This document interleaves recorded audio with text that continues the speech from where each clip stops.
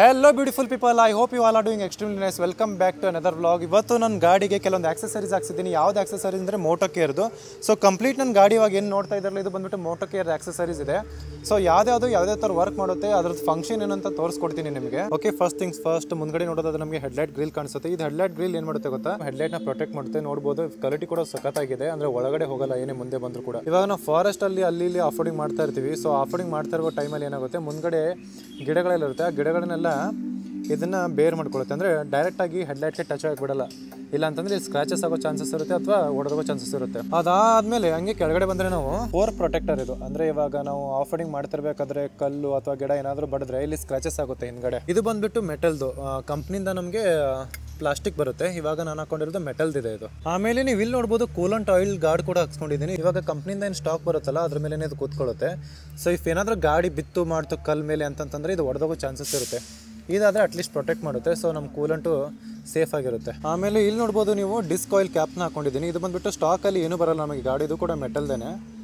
Adventure ಅಂತ ಕೂಡ ಬರ್ದಿದ್ದಾರೆ ಮೇಲ್ಗಡೆ. ಇದರಲ್ಲಿ ನಮಗೆ ಎರಡು ಕಲರ್ ಬರುತ್ತೆ, ಒಂದು ಬಂದ್ಬಿಟ್ಟು ಆರೆಂಜ್ ಬರುತ್ತೆ, ಇನ್ನೊಂದು ಬ್ಲ್ಯಾಕ್ ಬರುತ್ತೆ. ಆರೆಂಜ್ ಆದರೆ ತುಂಬ ಎಕ್ಸ್ಪೋಸ್ ಆಗುತ್ತೆ ಅಂತ ಹೇಳ್ಬಿಟ್ಟು ನಾನು ಬ್ಲ್ಯಾಕ್ ಕಲರ್ ಹಾಕ್ಸ್ಕೊಂಡಿದ್ದೀನಿ. ಇಲ್ಲಿ ಕೆಳಗಡೆ ನೋಡೋದಾದ್ರೆ ರಿಸರ್ವರ್ ಆಯಿಲ್ ಕ್ಯಾಪ್ ಬರುತ್ತೆ, ಅಂದರೆ ಇದು ಕೂಡ ಮೆಟಲ್ದೇನೆ. ಸೊ ಕಂಪ್ನಿಯಿಂದ ಯಾವುದೇ ಥರದ ಪ್ರೊಟೆಕ್ಷನ್ ಬರಲ್ಲ, ಹೀಗಾಗಿ ನಾನು ಅಡಿಷನಲ್ ಇದನ್ನು ಹಾಕ್ಸ್ಕೊಂಡಿದ್ದೀನಿ.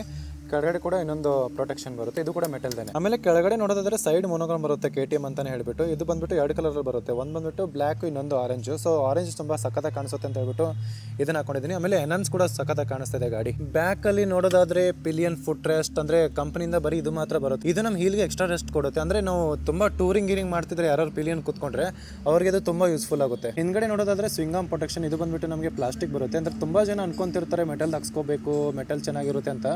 ನೋಡಿ ಇವಾಗ ಗಾಡಿ ಬಿದ್ದಾಗ ಏನಾಗುತ್ತೆ, ಮೆಟಲ್ ಇದ್ರೆ ಕಟ್ಟಾಗಿ ಹೋಗ್ಬಿಡುತ್ತೆ. ಸೊ ನಮಗೆ ಪ್ಲಾಸ್ಟಿಕ್ ಇದ್ರೆ ಇದು ಬೇರ್ ಮಾಡ್ಕೋದು, ಅಂದ್ರೆ ಸ್ಲೈಡ್ ಹೋಗ್ಬಿಡುತ್ತೆ.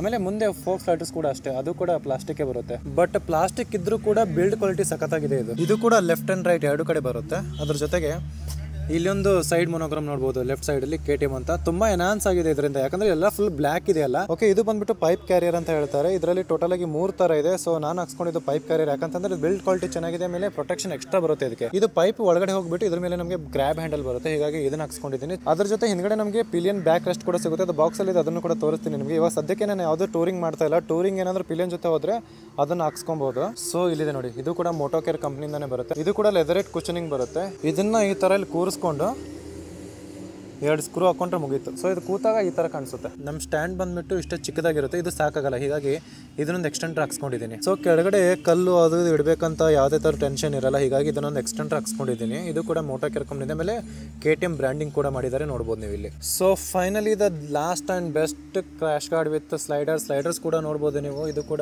ರೀಪ್ಲೇಸ್ಮೆಂಟ್ ಮಾಡ್ಕೋಬಹುದು ನಾವು. ಆಮೇಲೆ ರೈಟ್ ಆ್ಯಂಡ್ ಲೆಫ್ಟ್ ಎರಡು ಸೈಡಲ್ಲಿ ನಮಗೆ ಅಡ್ವೆಂಚರ್ ಅಂತ ವರ್ಡಿಂಗ್ ಸಿಗುತ್ತೆ. ಕೆಳಗಡೆ ಫಿಟ್ಟಿಂಗ್ ಕೂಡ ನೋಡ್ಬೋದು ನೀವು, ಕ್ರ್ಯಾಶ್ ಗಾರ್ಡ್ ಯಾವ ಥರ ಕೂತ್ಕೊಳ್ಳುತ್ತೆ ಅಂತ. ಸೊ ಇದು 2 ಪೀಸಲ್ಲಿ ಬರುತ್ತೆ. 2 ಪೀಸ್ ಬಂದ್ಬಿಟ್ಟು ಇಲ್ಲಿ ಅಟ್ಯಾಚ್ ಆಗುತ್ತೆ ಕೆಳಗಡೆ. ಈ ಕ್ರ್ಯಾಶ್ ಗಾರ್ಡ್ ಬಂದ್ಬಿಟ್ಟು ಅಷ್ಟೊಂದೇನು ವೈಡ್ ಏನಿಲ್ಲ, ಅಂದ್ರೆ ಕಂಪ್ನಿಯಿಂದಾನೇ ಸ್ಟಾಕ್ ಇಂದಾನೆ ಬಂದಿರೋ ತರನೇ ಇದೆ, ನೋಡ್ಬೋದು ನೀವು. ಈ ಕ್ರ್ಯಾಶ್ ಗಾರ್ಡ್ ಬಂದು ಗಾಡಿ ಬಿದ್ದಾಗ ಮಾಡಿದಾಗ ತುಂಬಾನೇ ಹೆಲ್ಪ್ ಆಗುತ್ತಿಲ್ಲ ಅಂತಂದ್ರೆ ಗಾಡಿಗೆ ಸ್ಕ್ರಾಚಸ್ ಆಗೋ ಚಾನ್ಸಸ್ ಇರುತ್ತೆ. ಆಮೇಲೆ ಫೇರಿಂಗ್ ಕೂಡ ಒಡೆದೋಗ್ಬೋದು. ಇದಕ್ಕೆ ರೇಡಿಯೇಟರ್ ಗಾರ್ಡ್ ಕೂಡ ಬರುತ್ತೆ. ಅದು ಬಂದ್ಬಿಟ್ಟು ಇದು ಏನ್ ಬ್ಲ್ಯಾಕ್ ಕಾಣಿಸ್ತಾ ಇದೆಯಲ್ಲ, ಇದು ಫುಲ್ ಆರೆಂಜ್ ಬರುತ್ತೆ. ಅದನ್ನು ಕೂಡ ಆರ್ಡರ್ ಮಾಡಿದ್ದೀನಿ, ಇನ್ನೂ ಬಂದಿಲ್ಲ. ಅದು ಬಂದ್ಮೇಲೆ ಒಂದ್ಸಾರಿ ತೋರಿಸ್ತೀನಿ ನಿಮ್ಗೆ ಯಾವ ತರ ಕಾಣಿಸುತ್ತೆ ಅಂತ.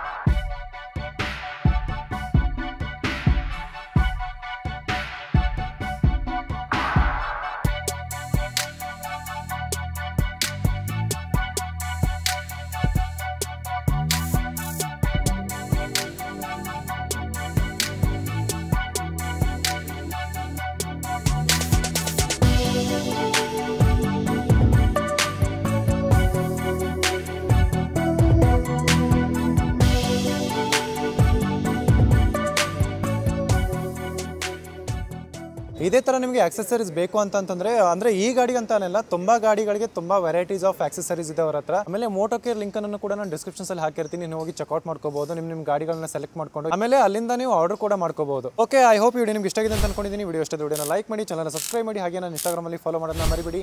ಬಾಯ್, ಟೇಕ್ ಕೇರ್ ಬ್ಯೂಟಿಫುಲ್ ಪೀಪಲ್.